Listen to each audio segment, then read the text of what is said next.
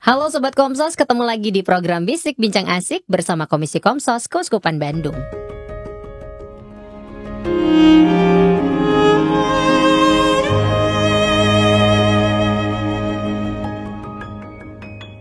Oke, halo Mama ya. Hai Kican. Kabar baik? Kabar baik selalu. Puji Tuhan ya, syukur alhamdulillah. Kamu mendatangkan tamu siapa? Ini tuh yang datang di hari ini adalah pasangan suami istri yang TOP BGTPS NSKLD. Jelasin biar tahu. Top banget pisan sekali deh gitu ya. Karena mereka ini bergerak di bidang sosial. Yang tadi kalau ngobrol gimana kok bisa nggak tahu. Nggak tahu. Tuhan aja yang suruh, Tuhan yang kirim semua. Iya, kita pengen korek-korek nih ya. Apa sih? Karena mereka ini luar biasa sekali. Luar biasa. Kalau sobat Bisik, sobat Komsos dengar tadi ngobrol offline-nya. Belum apa-apa udah nangis nih. Ada tisu, aku udah siap tisu ya. Thank you. Ya, oke. Siap ya. Iya. Jangan menangis tapi enggak. Kali ini kita bakal ngobrol sama Ibu Devi dan juga Pak Charles. Halo, selamat datang di Bisik. Halo. Kabar baik? Baik. Sehat ya. Makanya ada di sini dong. Iya dong. Dari pulang ngajar langsung kemari. Iya betul. Cukup melelahkan ya rasanya ya. Oke, nah Ibu Devi dan Pak Charles ini ya Sobat Komsos, mereka berdua itu adalah founder dari Rumah Ruth. Ya, apakah Rumah Ruth itu? Siapa yang mau menjawab? Mama Aya mungkin? Oke, silakan. Ini Tamunya. Iya, Rumah Ruth itu adalah rumah singgah gerakan kami yaitu pro life atau pro kehidupan, anti aborsi. Kami mencegah orang-orang melakukan tindakan aborsi. Jadi Rumah Ruth ini adalah kami menampung wanita-wanita dengan KTD atau kehamilan yang tidak diinginkan dan bayi-bayi yang batal aborsi. Kehamilan yang tidak diinginkan. Ya. Seperti apa bisa kasusnya nih? Kehamilan yang tidak diinginkan yang rata-rata datang ke Rumah Ruth. Sejujurnya angkanya di kisaran 80% itu hubungan karena pasangan. Sisanya kasus perkosaan. Ya itu pun sebenarnya masih bisa di breakdown lagi sih. Gitu ya, karena makin zaman kesini sejujurnya hamil tidak diinginkan ini kadang bukan hanya sama pacar, tapi sama teman-teman HTS-nya. Oh my god. Hubungan tanpa status itu betul, ya. Ya, atau temennya teman, korban medsos, korban human trafficking. Oke. Ada. Oh, ada juga korban human trafficking juga. Ada. Yang korban dengan keluarga dekatnya sendiri. Ya, Ada juga. sama dengan bapaknya adalah 5 kasus. Oh my god. Enggak, ini kok bisa sampai mendirikan Rumah Ruth ini, kepikirannya apa? Jangan bilang nggak kepikiran loh Pak. kita closing nih Awalnya ya. Jangan nggak kepikiran. Awalnya gimana? Awalnya tuh ada teman saya hamil dan dia diusir oleh keluarganya. Jadi keluarganya nggak terima dia. Sampai waktu dia datang sama saya, waktu itu belum menikah, jadi saya masih ngekos gitu ya. Jadi sama ini anak kosan gitu didatengin gitu ya. Betul. Tapi saya udah kerja waktu itu. Terus saya coba berpikir saya bisa tolongin teman saya ini, kenapa enggak gitu ya. Akhirnya saya bilang sama teman saya ini, ya udah kamu boleh tinggal di kosan saya gitu. Jadi saya pikir sih karena saya ngekos juga kan dari pagi pulang malam ya karena kerja gitu. Jadi kosan juga kayak numpang tidur doang. Jadi mikirnya hal simpel seperti itu sih. Itu dari dia hamil 4 bulan sampai melahirkan, sampai anaknya 1 tahun. Lalu saya menikah dan waktu saya menikah saya pindah rumah kan, ikut suami. Nah terus ada lagi kasus yang datang sama kita. Oh, orang kenal juga? Nggak kenal. Ini kayaknya magnet gitu ya. Ibu Devi ini kayaknya ada magnetnya Itu tuh. Itu tuh orang baik tuh gitu. Karena pelayanan kami memang anak muda ya gitu. Jadi kami memang berurusan dengan anak-anak muda yang pacaran gitu-gitu, kita konselingin seperti itulah ya. Jadi waktu orang ini datang, waktu itu anak SMA yang hamil, lalu keluarganya juga ngusir dia, bingung mau ditaruh di mana. Sebenarnya saya itu mencari rumah singgah buat nampung si kasus ini gitu. Tapi telepon sini, telepon sana gitu ya, dari panti asuhan Nggak atau bisa. rumah singgah, gak ada yang mau terima gitu. Gara-gara tidak menangani Ada atau Ada yang penuh. Kalau di kasus pertama sih karena dia ini masih harus sekolah. Oh, masih usia sekolah. Tapi yang berikutnya kalau nggak penuh dan memang ternyata susah ketemu tempat yang bisa nampung si ibunya. Kebanyakan lahirkan dulu aja, anaknya saya tampung, nggak mau terima ibunya. Oke. Gitu. Terus ibunya kasihan ya yang jadi ibu ya. Ya. Oke. Jadi kita buka rumah kami. Jadi mereka tinggal di rumah kami. Tanggapan keluarga bagaimana pada waktu itu? Misalnya gini, lu yakin gitu ini Dev, akan lu jadi aneh-aneh masalah? aja, Dev. Mereka nggak gitu. Ekstrim. Mereka lebih halus. Lu teh punya kayak orang nggak punya masalah, gitu ngurusin masalah orang lain. Iya, Gitu. betul. Masalah batur diuruskan gitu ya. Iya benar-benar. Ngapain sih kamu gitu? Iya. Jadi mama saya itu selalu bilang, ngapain sih kamu kayak orang nggak punya masalah, nggak ngurusin masalah orang lain? Itu kan salah-salah dia, kayak gitulah. Oke. Iya, tapi ya tipikal ya, pasti pada umumnya reaksi awal mah begitu, orang terdekat pasti begitu. Kalau dari keluarga dari Pak Charles juga sama. Mereka nggak tahu. Sekarang mereka tahu. Mereka tahu lebih gawat lagi ya, karena ya Chinese Toto tuh rada begitulah. Iya. Yang diukur tuh sukses tuh kalau punya berapa pabrik gitu Toko. ya, toko Toko. yang gitu-gitu. Jadi pasti. Jadi kalau saya mau dari awal, apalagi sejak saya ikut Tuhan, saya bilang udah biarkan aja lah gitu. Jadi itu istilahnya seperti mengalir datang ke dalam kehidupan Anda berdua itu, apakah doanya gimana sih sampai punya keberanian untuk Enggak sih. ke dalam hal ini? Sebenarnya sederhana ya, saya pikir. Ya, apakah ada doa Kayak atau kita apa? bawa doa. Tuhan tolong tunjukkan jalannya apakah benar ini. Yang mesti ini enggak? Atau ini harus diapain sih gitu? Mungkin sesederhana gini ya. Ada di depan mata gitu. Jadi sisi kemanusiaannya justru. Saya lebih mikirnya sisi rohani sebenarnya. Oh, lebih sisi rohaninya.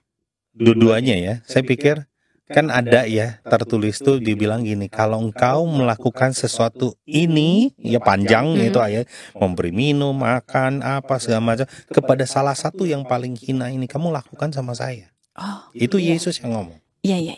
Nah kan saya, terus ini di depan mata, selama ini kan kita kan diajarin, katanya pengikut Yesus itu kan penuh kasih gitu ya. Terus ini ada orang minta tolong, pura-pura nggak lihat kan gimana ya? Pura-pura nggak tahu ya. Banyak loh yang kayak gitu. Oh iya. Mungkin saya juga tidak seberani Pak Charles dan Bu Devi gitu. Apa yang harus saya lakukan kalau misalnya datang? Gimana ya gitu. Saya juga nggak Waktu tahu itu sih. sih kondisinya itu karena kita telepon sana, kita telepon sini tuh nggak ada yang bisa terima gitu. Tapi Jadi- ini udah di depan mata Iya, begitu. gitu. Jadi waktu itu kondisinya itu kan kita berusaha buat ngoper gitu ya masalah ini sama yayasan lain gitu Kita ya. juga ngoper nggak ada Gitu. begitu. Tapi waktu itu kondisinya adalah karena udah coba cari telepon sana, telepon sini dan nggak bisa terima. Dan waktu itu kita cuma berpikir simpel sebetulnya, karena di rumah ada kamar kosong, ya udahlah boleh kita tinggal di rumah kita. Gitu. Nah sampai akhirnya di rumah ada dua. Satu yang baru melahirkan, satu dalam kondisi hamil. Itu Ibu Devi sama Pak Charles ikut merawat. Iya dong. Yang Masa ngantar cuma ke didiemin doang? Ya, maksudnya cuma ya udah lu pakai kamar Golda ya gitu. Atau ngantar ke dokternya juga. Iya, habis gimana? Biaya siapa? Jangan ditanya. Ya biaya mereka. Siapa tahu kan datang dengan bawa uang sekarung gitu. Oh, enggak. Ya waktu itu kan ada cuma satu bayi ya gitu. Jadi ya pasti pakai uang pribadi kita ya gitu. Tapi waktu itu memang ada satu kondisi di mana terus ada lagi yang datang sama kita tampung lagi. Terus teman-teman kami pada ngomong, udah kamu buat yayasan aja. Oh. Jadi Karena teman-teman terus-terusan datang gitu. Iya, teman-teman bantuin nih. Itu dari gitu. mulut ke mulut kali ya? Atau gimana Iya. mereka Iya, bisa tahu? mulut ke mulut. Saya nggak ngerti bikin website, nggak pernah bikin hotline call Nggak pernah nggak. woro-woro Itu kan gitu. zaman Enggak, yang nggak masih pernah. pakai BBM gitu loh. Oh, Handphone itu tahun masih berapa jadul berarti? gitu kan 2009, 2010. Saya belum punya BBM. Iya, itu waktu itu zaman masih pakai handphone yang jadul gitu kan. Ericsson ya? Ah, Jangan iya, kartunya iya, masih Asia ada. ya. Oh iya betul itu Asia, nomor ada gitu, pertamanya Asia. Rumah Ruth. Nomor pertamanya Rumah Ruth adalah Asia. Sekarang udah nggak ada. Nah dari Asia inilah banyak orang yang datang sama kami dari nomor enggak nih, Asia. sobat Komsos yang nonton yang muda-muda. Asia Apa emang sih? ada ya? Apa sih? Apa sih? Baru lahir. Smart friend ada ya. Asia ya. Iya, setelah itu akhirnya kami kontrak satu rumah dan kami memulai yayasan itu di Januari 2011. Jadi Januari 2011 kami mulai ngontrak rumah buat yayasan. Itu pertama kali ngontrak rumah yang kami lakukan adalah kami bawa kasur dari rumah kami, bawa kompor dari rumah kami. Jadi rumahnya kosong aja ya. Udah pindah. Enggak lah, masih ada. Ya pokoknya itu pertama kali ya. Nah, jadi kalau ditanyain pernah berpikir buat yayasan, sebenarnya nggak pernah kepikir sama kita. Bahkan sampai hari ini ada yang bilang, wah hebat ya Bu Devi udah yayasannya ini banyak yang ditolong gitu. Tapi sebenarnya nggak pernah kepikir sih sama sekali oleh kita. Yang pengen saya tanya ini, kalau segala sesuatu pasti ada hambatan dan halangan. Apakah gini, kita bikin TK aja, jangan ngomongin bikin gereja ya, bikin taman kanak-kanak aja, kita pasti ada warga sekitar yang komplain dan protes.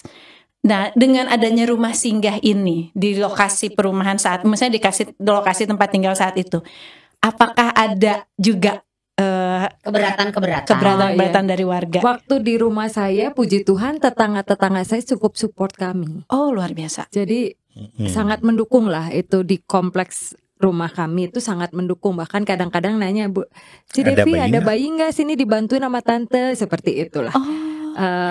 Apa namanya di wilayah rumah ya. Nah, waktu setelah ngontrak, kebetulan waktu itu ngontraknya itu di pinggir jalan gitulah, di daerah Sulanjana. Jadi nggak terlalu begitu peduli gitu. Itu sih, tapi ya tantangan adalah karena sebenarnya tantangan terbesar itu justru di intern ya. Maksudnya itu nanganin kasus yang anaknya nggak mau berubah, itu tantangan banget. Ibunya itu. maksudnya. Ibunya nggak mau berubah, maksudnya selama tinggal sama Bu Devi dan Pak Charles, maksudnya didampingi juga. Iya. Didampingi secara dong. Pendidikan, psikologis, kesehatan kami semua. lakukan pendampingan. Ada pendampingan psikologis, Jadi, kesehatan. Iya, kami ada beberapa pendampingan. Yang pertama itu pendampingan psikologis.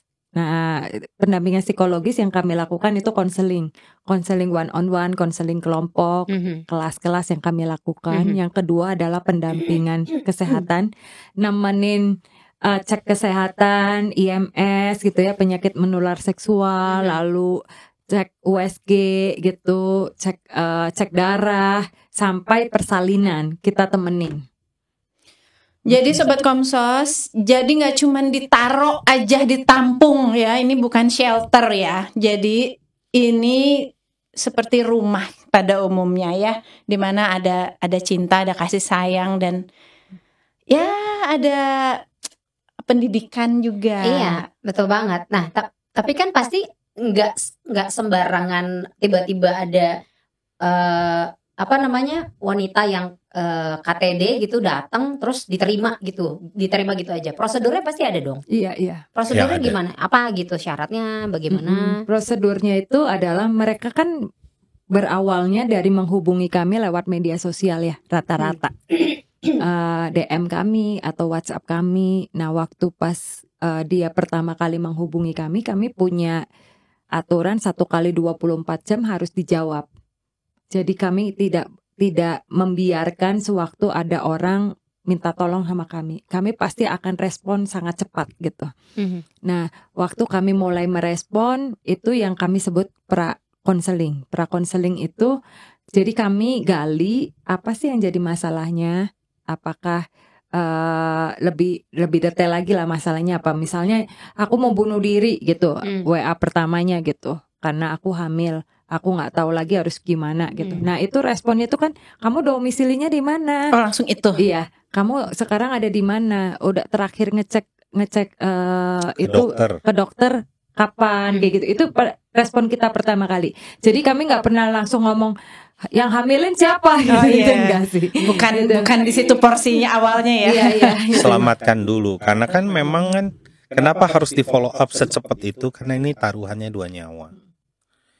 Ibunya kalau nggak dapat pertolongan, kalau terdesak bisa saja tertekan, akhirnya melakukan tindakan yang berekstrim ya, bunuh diri lah, aborsi lah. Jadi supaya nyawa ini jangan tersentuh dulu, keluar dari situasi ekstrim, pokoknya ada kontak dulu gitu. Makanya kita mau cepet tuh itu. Berarti fast response. Iya. Oke. Terus ada setelah prakonseling itu, kalau misalnya orang tuanya udah tahu, orang tuanya suruh hubungin kami, lalu suruh antar. Jadi pihak keluarga yang, kalau bisa pihak keluarga yang mengantar pada kami gitu. Jadi ya nanti baru setelah kalau prosedur ya, maksudnya mereka harus siapkan BPJS-nya seperti itu ya, dokumen yang ada seperti itu. Tapi dokumennya apa aja nih Bu? Dokumen ya seperti KTP, kartu keluarga, seperti itu, BPJS. Kalau anak yang diusir oleh keluarganya, kan nggak punya kartu keluarga bagaimana? Nah, kalau yang kasusnya adalah, ini kan case by case ya. Case by case. Kalau kasusnya diusir sama keluarga, kita tampung dulu. Nah, sewaktu mereka ada di dalam kami pasti akan telepon keluarganya. Oh, tetap dihubungi. Tetap kita hubungi. Kita kan berusaha gitu, mereka terjadi rekonsiliasi juga. Gitu. Nah, sewaktu dihubungin tuh macam-macam tuh reaksi orang tua ya. Bisa dia, ya tuh anak udah nggak nurut, udah diomongin berkali-kali, makanya hamil, udah biarin aja nih. Ada yang responnya seperti itu. Ada yang responnya itu mamanya langsung nangis. Ya sebenarnya sayang sama anak ini, tapi karena masih marah gitu ya. Nah akhirnya kita minta orang tuanya untuk tetap hubungan dengan kami. Kami akan selalu memberitahu update-nya anak gitu. Jadi penengah ya? Iya betul. Jadi nggak dilepas gitu aja. Iya. Nah kalau misalnya nih syarat-syarat sudah lengkap dan lain sebagainya sesuai dengan prosedur. Kalau misalnya ada yang tidak, pernah ada yang ditolak? Enggak. Karena at the end tetap kita terima dulu, karena yang tadi nyawa ekstrim itu. Nyawa. Kecuali nggak ada hubungan dan tidak akan mempertaruhkan nyawa, lain cerita. Tapi karena ini ada anak loh di dalam situ. Itu bukan segumpal daging kan, seperti yang kata beberapa orang, ya tinggal digugurkan saja. No. Itu nyawa. Itu nyawa. Jadi demi itu oke, kalau perlu kita tampung dulu, baru kita cari find the way. Kita cari caranya gimana gitu. Kasus yang paling ekstrim, yang paling ribet yang pernah ditanganin? Paling ribet ya adalah, kan tadi misalnya ada selalu ada solusi, tapi yang ini kayaknya susah banget nih nemu solusinya. Pernah nggak? Ada yang akhirnya nggak ada solusi. Nanti gua cerita satu, kamu cerita yang lain. Sejujurnya sering nunggu di situ cerita banyak. Kan hari ini kita udah nangani lebih dari 450 kasus. Kayaknya udah naik, mungkin udah 470-an sebenarnya. Selama berapa belas tahun berarti itu? 12,5 tahun. 400 sekian kasus. Tentunya banyak cerita lah, bukan hanya ini pacar gitu ya. Nah yang paling susah salah satu ini ada hubungan, kemungkinan ada hubungan dengan human trafficking gitu. Jadi anak umur 15 ini datang ke kami. Ketika ditanya, cara dia ngejawab agak aneh dan dicurigai nih, bapaknya ini kayaknya mau menjual anak dalam kandungannya itu, cucunya itu. Jadi waktu itu hubungannya dinsos, P2A, ya wah udah tektokan pusing lah gitu ya. Staf kami udah kayak diteror, tiap hari sama bapaknya, wah habis itu telepon sehari bisa berkali-kali. Kapan lahir? Itu harus keluar gini, kalian manipulasi. Hah? Kapan kita manipulasi gitu kan? Jadi pihak dinas sosial suruh keep anak itu tetap tidak boleh keluar dari Takutnya jual ya, anak. tapi pihak orang tuanya itu mau terus ambil demi ada uang. Jadi kalau bayinya dijual kan dia Ada dapat uang. uang sebenarnya. Singkat cerita, lagi periksa ya, waktu itu udah agak mules dibawa periksa ke rumah sakit. Tiba-tiba bapaknya datang bawa satu orang dari pokoknya yang pegiat aktivis anak, sambil bawa satu orang ngakunya sih pengacara. Gitu. Sebenarnya staf saya udah nanya, ini siapa? Oh, pengacara. Mana surat tugasnya nggak bisa dia tunjukin. Tapi karena tiba-tiba dipanggil sama aktivis anak juga yang dipanggil itu, akhirnya kan perhatiannya teralih, kabur. Bapaknya langsung bawa anaknya kabur dengan si pengacara. Bawa anaknya, bawa cucunya. Oh, belum lahir. Belum. Lahir. Lagi mules. Lagi pembukaan berarti Lagi ya. pembukaan. Celeng hilang, kita lapor itu ke Dinsos. Ketemu nggak? Akhirnya ditampung oleh jadi yang pegang kasus ini akhirnya kita kembalikan ke dinas sosial gitu. Jadi dinas sosial Yang pantau karena kan dari KTP ketahuan ya. Jadi kalau di setiap daerah itu ada namanya TSK gitu, TSK wilayah. TSK itu apa? TSK itu tuh apa ya? Tiap kecamatan ada perpanjangan tangan dari tangan dinas dari dinas sosial sosial. kota. Oke. Begitulah. Gitu. Saya lupa soalnya singkatannya. Iya. Nanti googling aja ya Sobat Komsas. Jadi Bu Devi dan Pak Charles Aduh, ini ribet. juga kerjasama dengan Dinas Sosial dan P2A ya. Iya. Jadi nggak dilepas begitu aja oleh pemerintah. Pemerintah ikut campur tangan ikut juga. campur. Oke. Dan kalau misalnya kasusnya udah seperti ini, sudah dihibahkan atau ya sudahlah dinsos saja, berarti sudah lepas tangan. Lepas. Pernah nggak ada yang sudah melahirkan dibantu? Berapa tahun kemudian dia datang lagi, bantu aku lagi dong, gitu. Ada. Lalu ditolong lagi? Enggak. Tidak. Karena aturan kami adalah tolong satu kali saja. Kalau ada kedua, ketiga, artinya dia nggak niat bertobat selama di dalam kan kita bina ya. Oke. Jadi kegiatannya apa nih di dalam ibu-ibu hamil ini? Ya, Kegiatan kami di ada rumah Ruth. beberapa kelas. Yang pertama itu adalah kelas edukasi. Jadi memberikan edukasi buat kayak misalnya 9 bulan dalam kandungan apa sih yang terjadi, penyakit menular seksual, kenapa tentang pergaulan bebas, itu kelas edukasi. Lalu ada healing class, kelas pemulihan, itu bicara tentang mengampuni gitu ya, itu bicara tentang self esteem, gambar diri, itu kelas pemulihan ya. Kelas yang ketiga itu keterampilan. Keterampilan itu kami combine dengan terapi kelas. Jadi seperti kayak menjahit, kami nggak menjahitnya pakai mesin, tapi ngejahitnya pakai tangan. Untuk bisa ada healing, ada terapi di situ gitu ya. Jadi kami lakukan beberapa kelas kelas keterampilan seperti itu. Lalu selanjutnya adalah ada kayak kelas senam ibu hamil, bagaimana merawat bayi, seperti itu sih. Ini paket komplit loh. Iya, jadi di sana mereka bukan hanya cuman singgah saja, Bukan tapi singgah mereka aja, betul. Dibantu untuk penyembuhan, pemulihan, kemudian juga bagaimana sih menjadi seorang ibu gitu ya, merawat bayi dan anaknya itu kan tidak mudah, apalagi usia mereka rata-rata masih muda ya. 70% di kami itu under 20, di bawah Bukan, berarti usia masih 20 di bawah tahun. umur. Usia 24. sekolah. Di bawah doang. Ya, usia ya paling kecil di kita 11 tahun. 11 tahun. 11 tahun. Ya, sudah 2 kasus yang 11 tahun. SD 12, 13 SD kelas itu 6. udah lebih dari 10 kasus. Oke, kalau yang 11 tahun itu kasusnya nggak sama Kebanyakan pacar. perkosaan. Ada yang perkosaan, ada yang sama pacarnya.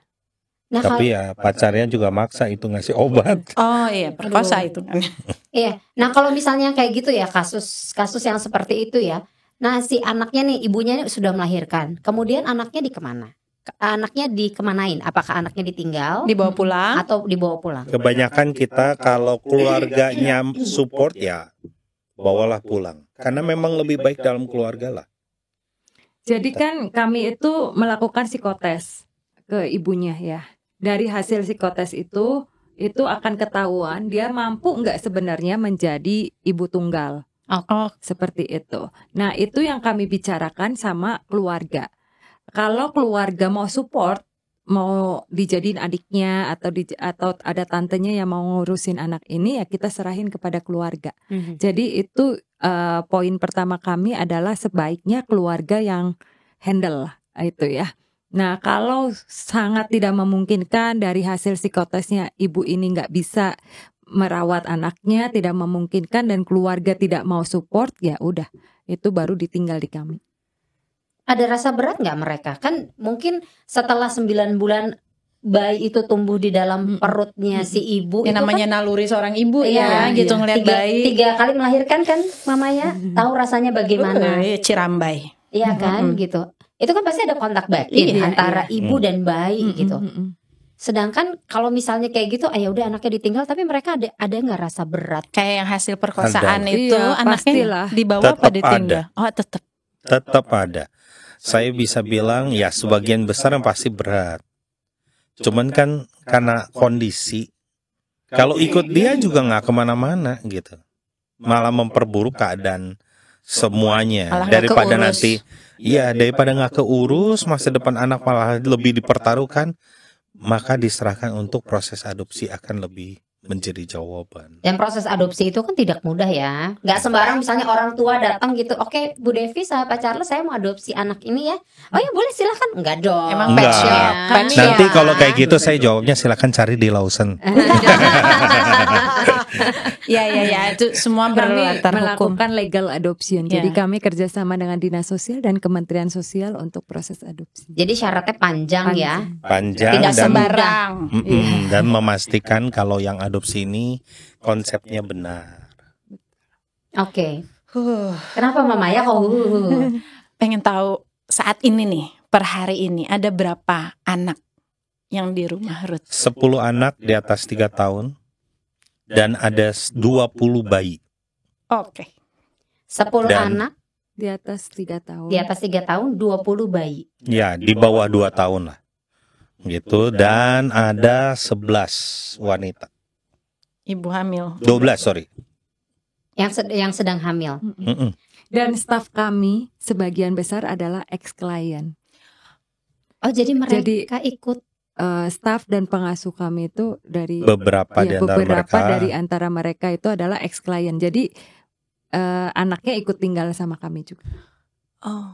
Jadi kayaknya mereka kayak memberikan ini juga, apa kayak membantu untuk konseling juga atau Mendampingi aja. Oh, tidak mendampingi. Membantu saja Membantu beberapa saja. pekerjaan teknis. Berapa lama mereka ini wanita atau perempuan yang mengalami ini boleh tinggal di rumah Ruth? Kalau klien mah nggak boleh. Dia Masa? cuman maksimum 1 bulan out. 1 bulan setelah melahirkan ya. Iya. Jadi rata-rata keluarga tahu anaknya hamil, ada yang keluarganya yang nganterin ke situ. Gue nitip deh. Banyak. Oh, itu Oh, iya, latar benar. belakangnya biasanya karena apa? Keluarga menitipkan Nah, anak hamilnya di jadi situ. kasus KTD ini kan banyak masih ada stigma negatif di masyarakat ya, terutama di Indonesia. Budaya Indonesia masih melihat KTD ini hamil di luar nikah itu adalah aib buat keluarga. Bahkan ada yang bilang ya anak haram seperti itu. Itu jadi buat keluarga kadang-kadang kan jadi malu gitu ya. Social Iya, punishment-nya. social punishment-nya. Mereka malu kalau tetap ada di lingkungan atau di keluarga. Akhirnya yang terjadi adalah tinggal di rumah tapi diumpetin gitu. Jadi nggak boleh keluar kan makan stres ya. Iya. Tambah depresi. Belum bayinya di dalam. Iya. Nah, Pasti ada dampak. lalu anak yang sudah masuk nih, maksudnya sudah lahir di situ, apakah itu dibiayai oleh rumah Ruth atau ibunya masih datang untuk membiayai? Dan satu lagi, apakah si ibu hamil ini keluarganya ikut bantu biaya atau semua diserahkan ke rumah? Sebagian besar nggak bayar mereka. Jadi memang tanggung jawab keluarga adalah BPJS dalam kondisi aktif. Harus ada Tanggung jawab BPJS. keluarga. Kalau yang belum ada BPJS gimana, Bu? Kalau belum ada BPJS, kita mencoba membuatkan BPJS-nya, gitu. Dan kalau dari keluarga mampu, kami sebutnya persembahan kasih gitu ya. Kami nggak matok Nggak harga. matok. Nggak matok harga. Karena kan yang terpenting anaknya selamat, ibunya selamat. Tadi ya, 2 nyawa tadi ya. Iya, jadi saya nggak mau hanya gara-gara masalah biaya mereka nggak datang. Ini benar-benar kerja sosial loh ya. Makanya saya bilang 2 pasangan ini TOP BGT PSN SKL DCH. Gitu. DCH. Ya kan kita nggak tahu ya, maksudnya soal biaya gitu. Mereka tidak mematok biaya, tapi ya sudah, mungkin Tuhan sudah sediakan dari mana-mana.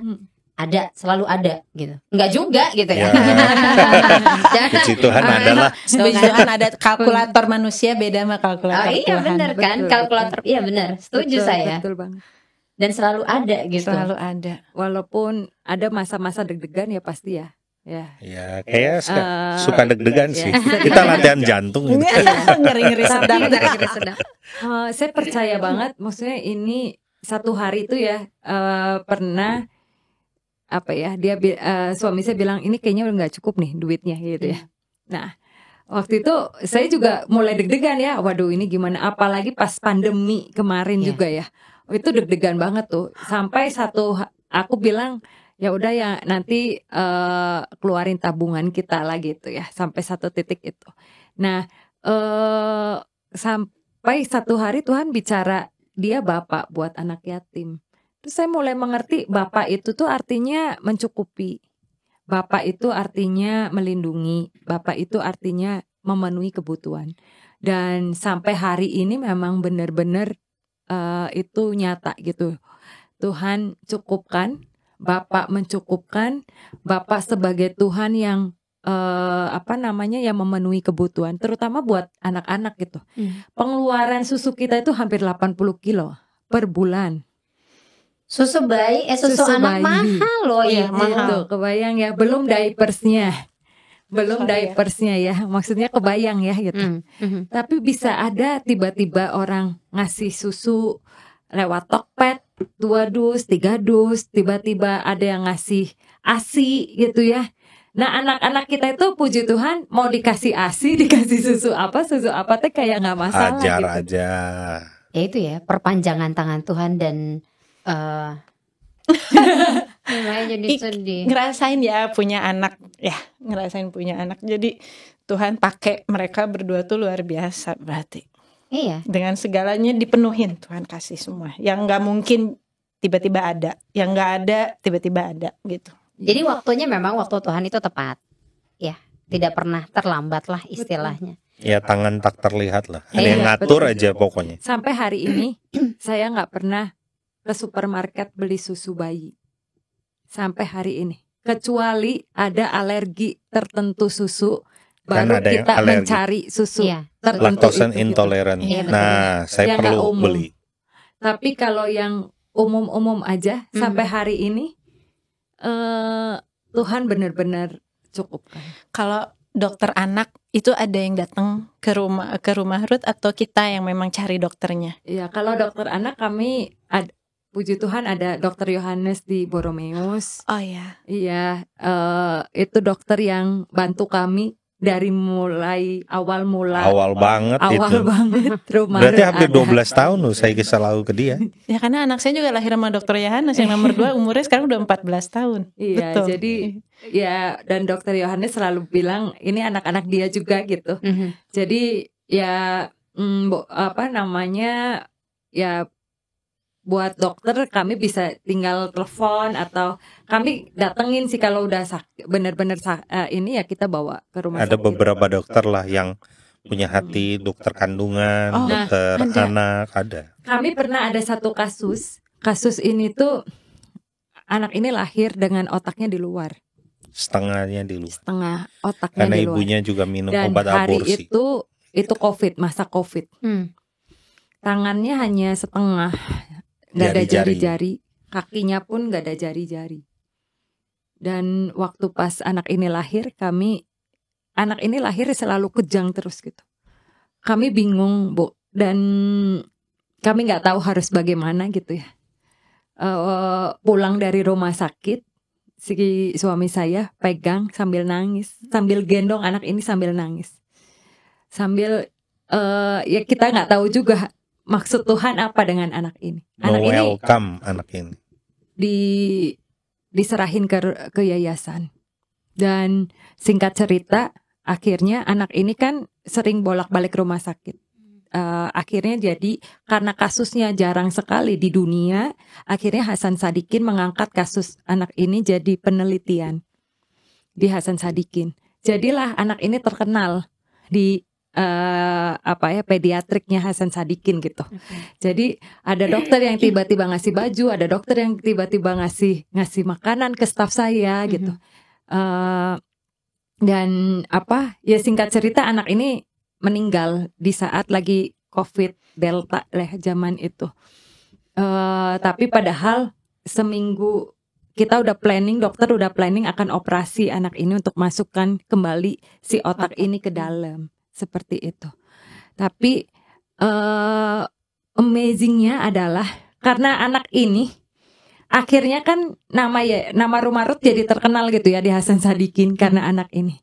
Dan akhirnya sampai sekarang kami kami sangat dibantu oleh Hasan Sadikin untuk kalau ada bayi yang sakit kasusnya aneh-aneh gitu ya.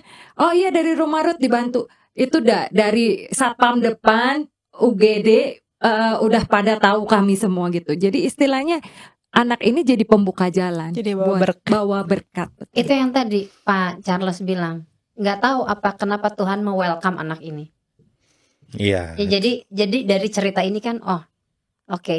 Jadi perpanjangan tangan Tuhan untuk anak-anak yang mengalami penyakit-penyakit yang aneh-aneh gitu, mungkin penyakit yang lain daripada yang lain bisa ke tempat atau di rumah sakit yang ini gitu. Nah ini kan banyak sekali anak-anak yang masih belum teradopsi gitu ya. Tadi banyak banget nih anak-anak yang masih ada di rumah Ruth. Itu istilahnya anak yang belum diadopsi itu ditanggung siapa? Ibunya atau ditanggung oleh kita dong? Langsung Pak Charles ngomong kita dong. Iya. Apakah sudah ada waiting list orang yang ingin mengadopsi atau waiting gimana? list ada. Gitu. Tapi kalau budaya di Indonesia itu kadang-kadang masih milih-milih ya. Kalau anaknya sakit, nggak mau. Ya nggak mau. Kan lah. Anaknya berkebutuhan khusus, cacat lah, ada sakitnya lah, nggak akan dipilih, percayalah. Jadi ya itu menjadi anak kami. Anak-anak kami ada yang berkebutuhan khusus, ada yang masih dalam pengobatan. Itu sebabnya sekarang rumah Ruth itu berkembang punya rumah anak. Oh jadi ada rumah yang anak. Tadi yang 3 tahun ke atas. Oh yang 3 tahun ke atas itu. Nah terus kalau misalnya kondisi kejiwaan ibunya sendiri bagaimana? Kan kalau ibu selama datang ke kita ada pendampingan psikologis. Jadi ada konseling pribadi. Terus tadi kan ada kelas healing atau seperti bimbingan kelompok. Kami juga melibatkan psikolog. Kayak kemarin ada satu kasus akhirnya kita refer ke psikiater juga. Jadi ya kita juga nggak mungkin bergerak sendiri lah ya, semua pihak ya. Ya termasuk saya bersyukur juga ada teman-teman yang kadang datang bantu doakan mereka, bantu ajak ngobrol mereka dan sebagainya. Karena butuh ya, ngobrol itu penting loh. Pengakuan bahwa kalian tuh diterima loh gitu. Iya, kalian betul. tuh diakui sebagai manusia yang gak hina gitu. Betul. Jadi terus kalau yang udah keluar nih dari rumah Ruth, apakah ada yang ingat kembali menyapa gitu? Bersyukur beberapa ingat. Jadi tiap kali Lebaran, Natal itu rumah kami ramai. Ada yang datang. Jadi serasa kayak open house gitu ya. Gitu. Ya mereka datang lagi ada. Ada yang ya. Kayak datang ke rumah tante, ke rumah om, hai kami datang. Gitu. Mengingat kalau dari sinilah mereka membangun ulang pertama kali hidup mereka kembali. Ada. Tapi yang menganggap ini masa lalu yang harus dilupakan juga ada. Banyak. Tapi nggak masalah juga kan buat Pak Charles dan Bu Devi. Nggak masalah. Bahwa mereka juga perlu move on. Betul. Bahwa dilupakan, nggak dikontak, nggak bisa hilang aja pokoknya, nggak apa-apa lah. Padahal pokoknya anaknya selamat kan? Iya. Ya Sudahlah. Kadang-kadang memang ya kebaikan itu tidak selalu diingat oleh setiap orang yang sudah kita tolong. Nggak apa-apa, yang penting kita yang melakukannya, kita niatnya memang nolong. Terserah dia udahnya mau jadi apa aja. Kan niat melakukan itu bukan untuk saya membuktikan. Bukan pamrih ya. Bukan pamer. Ya, bukan pamer juga. bukan membuktikan apa-apa.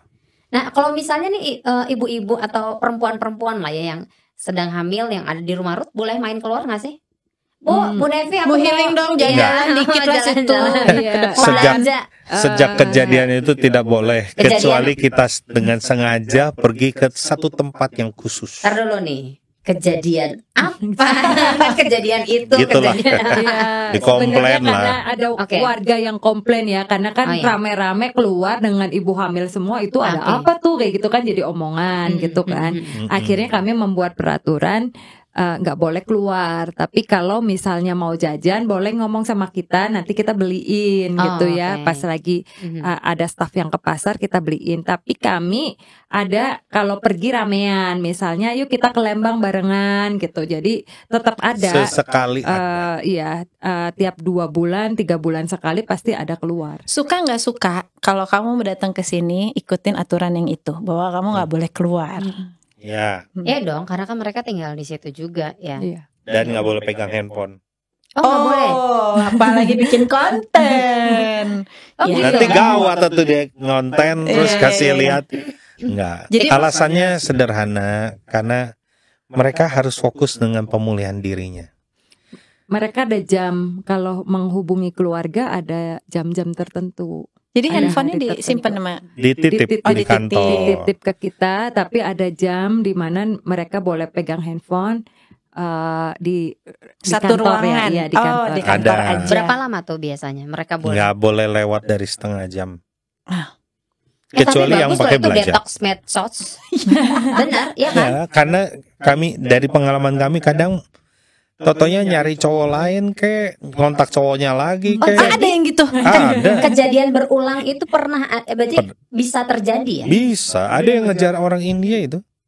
Kenalan di Facebook karena dia terobsesi dengan orang Jadi India. memang sebagian besar di kami juga kasus-kasusnya kenalan dari medsos. Aduh. Nah, kenalan dari jadi sebenarnya perempuan-perempuan yang KTD ini tuh bukan anak nakal, bukan perempuan nakal, tapi karena kadang-kadang terlalu polos. Kami sebutnya itu secara emosi belum matang gitu ya.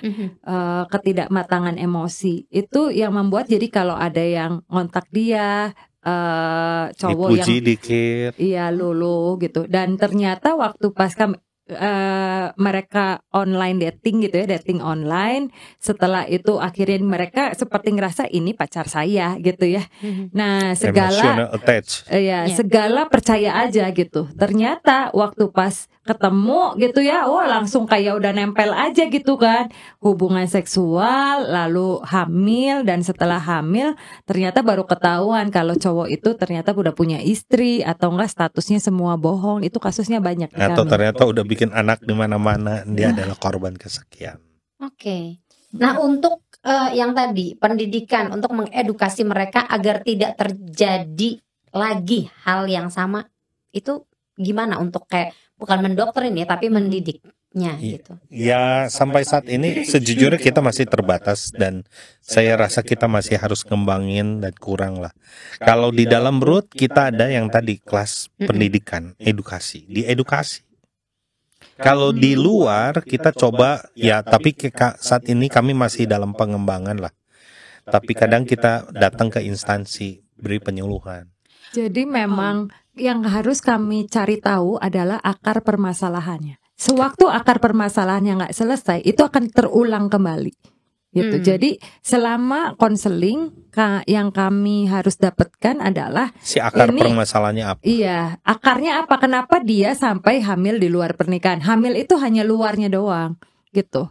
Tapi kan ada akarnya, misalnya iya, misalnya karena fatherless gitu ya, karena Figur ayahnya nggak ada. disfungsi keluarga. Berarti kan yang harus dibenerin adalah keluarga. Atau enggak karena pernah pernah di-abuse waktu kecil. Jadi membuat si self esteemnya jadi rendah, yang akhirnya gampang percaya sama orang seperti itu. Padahal akar permasalahannya adalah abuse waktu kecilnya dia dan tidak terselesaikan gitu. Nah, itu hal-hal itu yang kami mencoba gali sebenarnya. Nah, tapi karena waktu kami terbatas, hanya 2 bulan, 1 bulan, 3 bulan di tempat kami kan terbatas banget ya. Jadi buat mengejar si akarnya kadang-kadang udah nggak keburu udah lahir, keburu udah harus pulang. Itu sih. Karena mentoknya di sebulan tadi ya, masa nifas Iya, tadi. iya betul. Jadi Bu Devi dan Pak Charles ini di Rumah Ruth ini dibantu oleh guru-guru pendamping yang memang di bidangnya atau memang Bukan guru sih, ya staff lah. staff. Ini memang misalnya yang mendampingi memang backgroundnya psikologi gitu atau gimana? Kami ada kerjasama dengan psikolog. Oh. Jadi dari psikolog itu nanti keluar hasil kan. Karena semua di kami wajib tes psikotes. Nah, kami ada konselor-konselor. Oh ya. Gitu, dari Sekarang konselor. lagi mengembangkan itulah, gitu. Ya memang kan kadang akhirnya kita dapatin beberapa kasus mereka pacaran sebenarnya bukan karena butuh pacar. Mereka sebenarnya cari figur ayah. Rata-rata seperti itu kasusnya. Banyak. Saya nggak berani bilang rata-rata ya, karena saya belum pernah bikin statistik atau perhitungan, tapi cukup banyak. Sebenarnya mereka cari pacar itu bukan karena mereka memang nyadar pengen pacaran, sebenarnya cari figur ayah. Nah sekarang mungkin orang tua di luar sana juga ketar-ketir takut anak perempuannya mengalami hal yang seperti ini gitu ya, jangan sampai amit gitu kan. Nah untuk orang tua di luar sana nih, untuk sobat Komsos, bagaimana sih untuk melindungi anak perempuannya agar tidak salah jalan? Mungkin saya harus plus anak cowok juga. Iya. Ya anak cowok juga ya. Yang punya anak cowok ya. Dulu Jangan deg-degan anak cewek, sekarang nggak anak cewek nggak cowok. Iya. Bagaimana nih? Kalau saya bilang yang pertama, orang tua coba ya, kalau boleh, kalau ada acara tentang parenting lah, tentang sesuatu yang bicara, jangan jadi gaptek banget gitu. Harus tahu pertemanan anaknya, termasuk pertemanan di medsos. Kalau bisa dari awal ya sampai remaja itu punya satu perjanjian, boleh punya handphone, tapi papa harus bisa periksa. Dicek. Gitu. Dan belajar dikit lah. Jangan Teknologi. gaptek amat ya. Kadang ngumpetin file di mana gitu kan. Iya, anak sekarang ya jago loh. Oh jago. Genset gitu loh. Terus punya hubungan, punyalah waktu, jadilah temen. Terus respon ketika anak bikin salah, jangan apa-apa udah meledak yang gimana gitu, yang Jangan membuat akhirnya lebayatun gitu ya. ya nanti anak nggak mau cerita, akhirnya tiap kali bikin salah kabur, Iya. larinya ke temen. Karena parenting anak balita dengan parenting anak remaja kan beda. Nah, terkadang orang tua itu tidak siap berubah menjadi parenting remaja. Jadi temen buat anaknya tuh nggak mudah gitu ya. Dan akhirnya masih tetap dengan parenting balita yang ngatur-ngatur si anaknya, yang ini boleh, ini nggak boleh, ini nggak. Nah, anak remaja digituin tuh kadang Makin kan, berontak. Iya, nggak mau digituin. Beda gitu sama ya. zaman kita ya. Zaman kita. Iya. Pengennya kan maminya yang gaul, maminya yang yang nggak gaptek gitu kan. Nah itu memang proses banget sih buat orang tua gitu ya. Buat saya juga ya pribadi juga proses gitu. Sesuatu yang nggak mudah, tapi buat ayo kita sama-sama belajar untuk jadi teman buat anak-anak kita gitu. Oke. Ini tuh relate banget loh sama tema-temanya Komsos beberapa yang episode-episode sebelumnya tentang parenting remaja, tentang bagaimana menjadi orang tua zaman sekarang. Terus ya pernah di Bisik juga kan tentang bagaimana kita mesti sayang sama diri sendiri, Yes. kayak gitu. Self love lah ya. Ya. Setidaknya gitu. Nah, Oke. satu lagi iya, tuh boleh. gini, satu lagi adalah jangan malu atau jangan takut buat minta tolong sama orang. Kadang itu ini masalah keluarga saya jangan ngomong lah sama orang lain gitu ya. Tabu katanya. Ini anak saya pernah di abuse sama seseorang, jangan ngomong lah sama orang lain gitu, malu. Akhirnya akan berlanjut kan masalahnya gitu. Jadi jangan sungkan atau jangan takut lah, jangan malu untuk bercerita atau minta tolong sama orang yang tepat ya pastinya. Ya ada dua hal ya. Yang pertama, jangan berpikir bahwa kita bisa jadi parent sempurna. Forget it. Nggak ada orang tua sempurna. Nggak akan ada. So, jadi jangan bebankan semua ke sendiri. Itu satu. Artinya apa? Bawalah anak kita kenal Tuhan. Itu jauh lebih baik. Amin. Benar. Sejujurnya ya. Pondasi. Sehebat-hebatnya orang tua, sepakar-pakarnya orang ahli parenting, yang paling bisa jaga anaknya adalah Tuhan sendiri. Begitu. Ada yang ingin disampaikan lagi sebelum kita closing? Iya. Atau Ya. sudah cukup? Cukup ya. Baiklah. Rumah Ruth ini ada di jalan apa kalau boleh tahu? Ya, kami ada di dua kota, satu di Bandung, satu lagi di Denpasar, Bali. Kalau di Bandung ada di 2 tempat, satu di Jalan Lamping nomor 16, satu lagi adalah di Jalan Dangder Indah nomor 12A. Dangder Indah 2 nomor iya. 12A. Dan kalau di Denpasar di Bali ada di Jalan Kusuma Bangsa 2 nomor 10. Oke, ada IG-nya juga ya? Ya, Iya, IG-nya Rumah Ruth. Ya, Nanti disimpan, nanti ditayangkan. ditayangkan nanti IG-nya. Terima kasih Pak Charles, terima kasih Bu Sama-sama. Devi sudah mau berbagi di sini. Semoga sih KTD ini menurun ya. Betul. Amin. Supaya banyak juga orang tua yang sadar bagaimana menanamkan anak tuh, ditanamkan cinta sama Tuhan. Kalau udah cinta sama Tuhan, ada yang jagain deh gitu ya. Dan kalau misalnya sudah terjadi, tolong please jangan aborsi. Iya. Ya, ada tempatnya, ada orang-orang yang mau membantu. gitu. Bisa diajak ngomong. Bisa diajak ngomong, ada solusinya. Tolong jangan diaborsi. Gitu.